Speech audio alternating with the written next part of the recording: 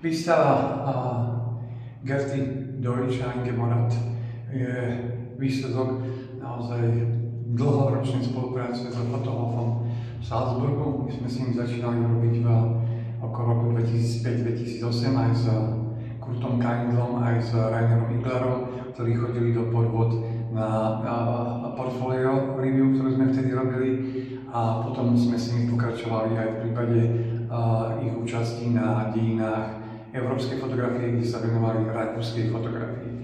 Potom po istom takom odmlčaní sme pred 2 rokmi pripravili výstavu Inge Morath v Rakúskom kultúrnom fóre k výročiu, a keď sme s nimi rozprávali, čo by bolo možné ďalej, vysvetlil, že oni majú nielen kompletný archív Inge Morath, ale aj kompletný archív rakúskej fotografie Gerty Deutsch, ktorá emigrovala do Británie a tam vlastne fotila dlhé 10 ročia.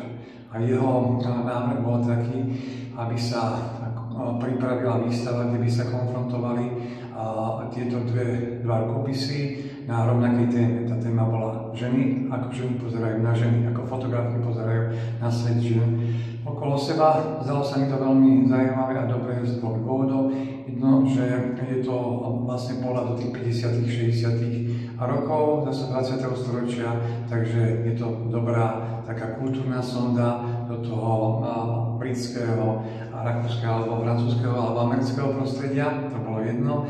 A druhé sa mi to zdalo zaujímavé preto, kurátori, aj Kurt Kaindl a jeho manželka to naozaj veľmi dobre urobili, že keď vyberali nakoniec konkrétne dvojice, tak myslím si, že aj dobrí znalci európskej dokumentárnej fotografie, keby som tie fotografie zbavil titulkov, by váhali, ktorá fotografia je fotografia Inge Morath a ktorá fotografia je fotografia Gerty Deutsch.